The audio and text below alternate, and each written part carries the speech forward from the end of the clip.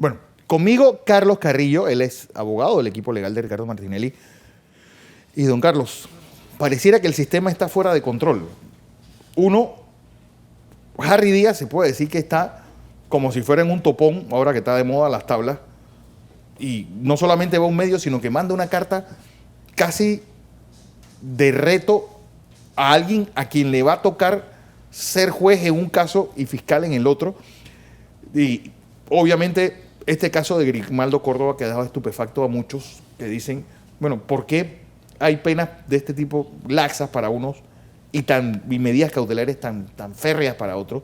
Que bueno, el caso Garús es un ejemplo de cómo realmente se está pretendiendo que estas dos personas se pudran literalmente en la cárcel, mientras que cuando Ana Matilde Gómez, que fue condenada por un caso similar, pues yo creo que no tuvo ni 10 segundos en la cárcel, o ni siquiera pasó por una corregiduría. Bienvenido, don Carlos Carrillo. Gracias por la oportunidad. Has resumido la percepción pública muy claramente. El magistrado fiscal Harry Díaz, y no es la primera vez, claro, en la última semana se produce como protagonista en los medios de comunicación social. Ese es el magistrado fiscal que tenemos en este caso y que va a ser magistrado juez de garantía en otros casos. Esa percepción, evidentemente a la defensa, ratifica lo que dijimos el día lunes al recusar a 4 otros magistrados que también son fiscales contra Ricardo Martinelli.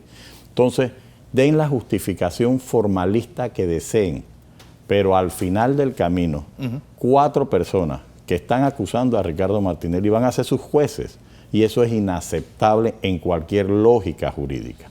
La gente lo que quiere de la justicia es lógica, uniformidad y seguridad. Los otros temas, por ejemplo, en cuanto a la cuantificación de las penas, es simplemente la constatación por los medios de opinión que no existe una justicia igualitaria. Ese ideal de que todos somos iguales ante la ley no existe. No. Ha habido ficciones jurídicas que permiten justificar esta situación, pero frente a lo que hay, definitivamente es lamentable que la columna vertebral del sistema democrático se esté colapsando, y nosotros como parte del sistema lo que estamos advirtiendo es eso. Señores, no sean fiscales y sean jueces. Señores, no acusen a una persona sin decirle los cargos, sin imputarlo. Eso es lo más básico. Mira, recientemente salió un fallo de inconstitucionalidad y una de las consideraciones de declarar inconstitucional el término de investigación fue que si el fiscal magistrado hacía cargo, la defensa no iba a tener suficiente tiempo de defenderse. A Martinelli lo están acusando y a otra persona que está sometida al mismo proceso, primero le hicieron la imputación y el magistrado de garantía era Harry Díaz. Entonces son cosas que parece caer en lo absurdo, en lo ilógico. Y cuando en un momento determinado la defensa está haciendo las advertencias, pareciera que los intereses comienzan a complicar el asunto. Más aún, por primera vez en muchos años, un querellante públicamente ha dicho que no es aceptable que acusen a Martinelli sin imputarlo. Pero si las dos partes le están diciendo eso a la Corte, por lo menos atiendan lo que pareciera tener algo más de lógica. Lo inicial, lo que llaman los en fútbol americano el kickoff. No podemos empezar como si en vez de empezar con la pelota en el medio del campo, hablando de fútbol, empezáramos pues pateando un penal. Es decir, es una cosa irracional.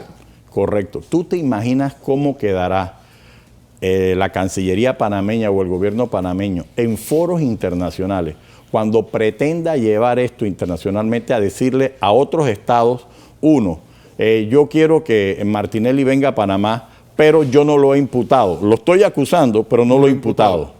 Segundo, esto sí, mira, el delito de interceptación de llamadas telefónicas tiene una pena menor de 4 años, por tanto no puedo ordenar la detención, pero yo la ordené.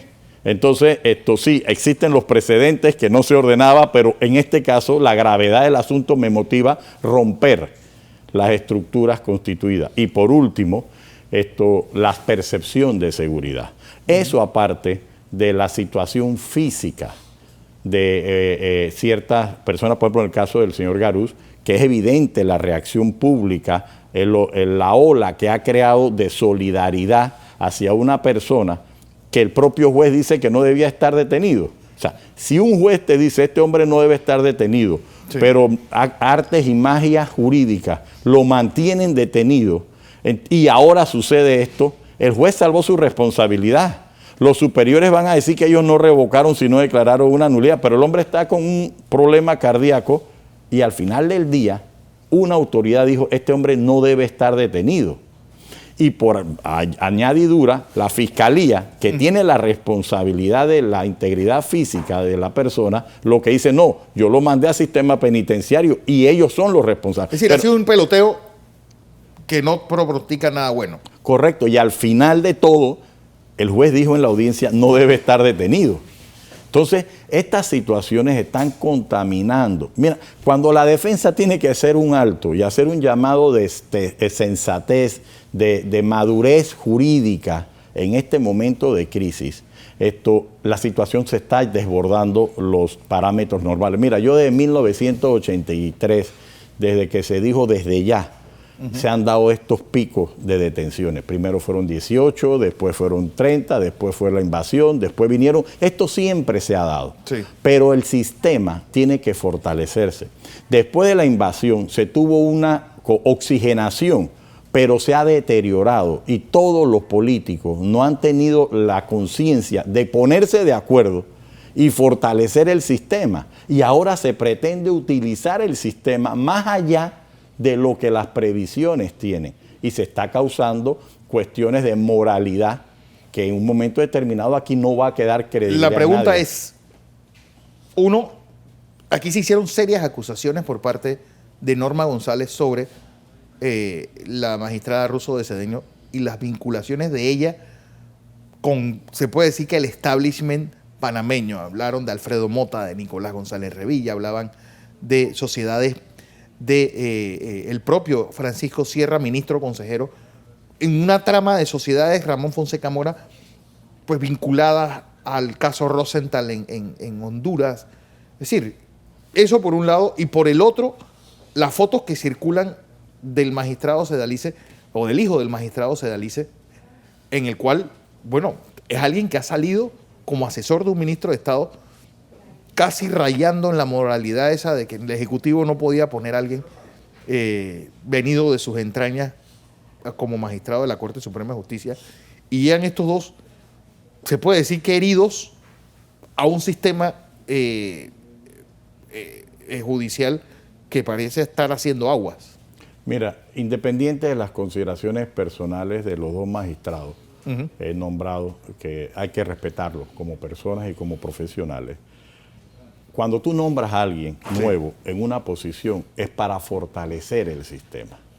Lamentablemente, la secuela de condiciones que tú narras y que ya son públicas, independientemente del resultado, no va a fortalecer el sistema.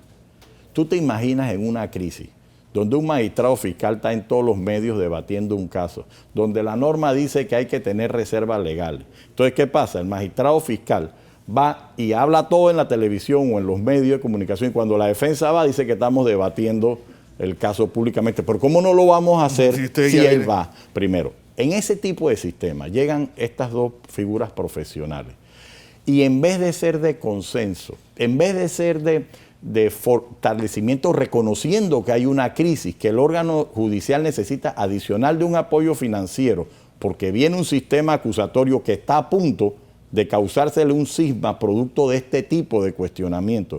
Porque un sistema que permite que te acusen sin imputación y los magistrados de la Corte dicen que eso se puede, y que te digan que los defensores no pueden estar en entrevista y los magistrados te digan que eso se puede, está yendo hacia la terminación de la esperanza de una nueva justicia.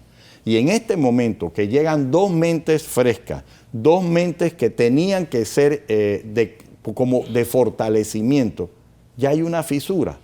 ¿A qué nos van a abocar? No se trata de las personas. Las personas pueden ser totalmente capaces, pueden tener todos los requisitos. El problema es de hasta dónde van a llevar a la justicia. ¿Terminar la Corte Interamericana convirtiéndose en la Corte Suprema de Justicia de Panamá? Sí, posiblemente, pero el sistema interamericano también tiene otras críticas. Yo sí creo que nosotros tenemos que pelear por una justicia que sea lo ideal. Pero lamentablemente alguien dijo públicamente que quizás tenemos la justicia que nos merecemos por no haberla defendido en diferentes periodos después de la invasión de la República. Aquí se criticó y se dejó históricamente el epíteto de una Corte de Suprema de Justicia de lujo en el año de 89. Quizás tener a los educadores de todas las generaciones de abogados en ese momento, tú no le podías decir a la doctora Villalaz o a Fabián Echever o al doctor Quintero Molina, o a Molina o a Molino Mola, personalidades, tú no le podías siquiera, o al doctor Hoyos o a Carlos Lucas, a cualquiera de esas gente que quede en la memoria de uno, por mayor respeto, tú no le podías decir que no sabían de derecho. Hacían obras jurídicas hermosas en un sentido, con unas decisiones que en un momento determinado uno no las compartía o eran injustificables, pero eran una obra elaborada. No lo que estamos viendo ahora, que es la imposición de los atentados contra los principios fundamentales. ¿Tú crees que a mí no me daría vergüenza salir a nivel internacional a tener que decir que Ricardo Martinelli está acusado sin habérsele notificado de un cargo? ¿Alguien no puede entender eso? Entonces, y podemos en virtud de la justicia pasar por encima. Es la imagen del Estado. ¿Cómo vamos a pretender que un hombre que está en Estados Unidos yo diga que yo puedo notificarlo y omito los tratados internacionales porque yo tengo jurisdicción en los Estados Unidos? ¿Esto qué es? Entonces, ¿hasta dónde vamos a llevar por un problema que amerita una discusión jurídica?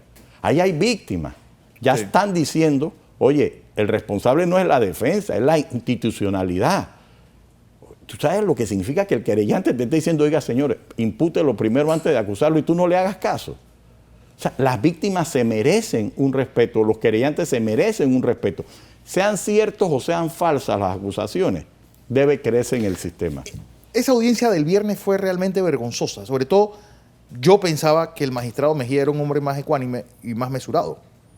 Mira, el magistrado Mejía actuó porque pensó que la notificación y la actitud de Martinelli le permitían hacer esto. Pero es que el magistrado Mejía no ha valorado, y eso es lo que uno tiene que exigirle al Pleno de la Corte. Perfecto, usted puede molestarse porque Martinelli no esté, pero antes de eso, verifique si Martinelli tenía que estar. No, se fue a un aspecto formalista con todo su criterio, eso hay que respetárselo, pero omitió puntos que la propia defensa y la querella le querían decir.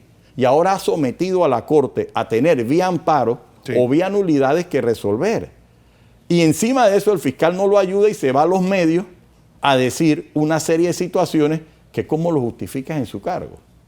O sea, ¿hasta dónde? Y entonces viene el Colegio de Abogados y dice que no tenemos que discutir los casos en los medios de comunicación. Entonces, ¿hasta dónde vamos a llevar este debate? Mira, es triste, y ya yo lo he dicho 2 veces, que mucha gente crea más en estos debates de televisión donde ustedes cuestionan a las partes antes que en los fallos de la Corte Suprema de Justicia. Es lamentable y tenemos los abogados que luchar por la credibilidad del sistema. ¿Qué pasa hoy en el Pleno de la Corte? Bueno, en el Pleno de la Corte tienen que definir primero si admiten o no un habeas corpus, que es algo muy original porque es contra un magistrado juez de garantía de un magistrado de la Corte Suprema de Justicia. Eso va a ser un precedente.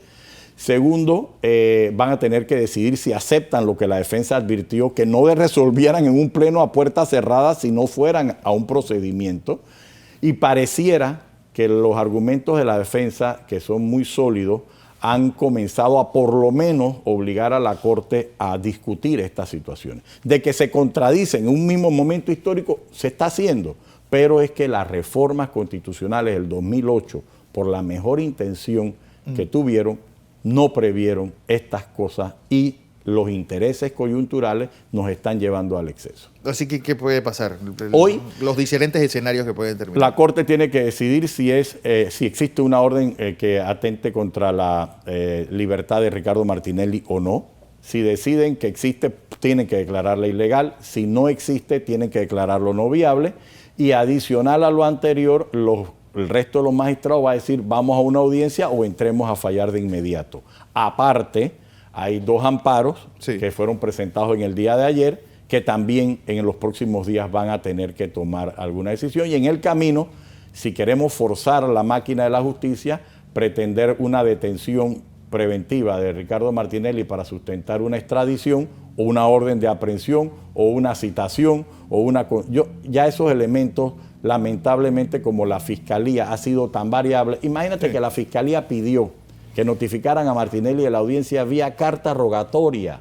Le dijo el fiscal, magistrado, esta orden es una notificación personal y los tratados dicen que es por vía carta rogatoria. Y el magistrado el día de la audiencia dijo suficiente con los correos electrónicos, uno de los cuales era la propia Presidencia de la República, un correo institucional. Estas situaciones es lo que puede suceder en las próximas horas y de lo que suceda, la defensa tendrá que abocarse a actuaciones jurídicas. Obviamente, con este procedimiento que es un tribunal de única instancia. Sí, incluso eso está siendo debatido porque ya la defensa advirtió que tenía que existir la doble instancia. ¿Cómo? Debe interpretarse, pero en los principios de la Convención Interamericana de Derechos Humanos establece la doble instancia en juzgamientos. Es una prioridad establecida. Así es. Don Carlos Carrillo, como siempre, un placer tenerle acá. Vamos.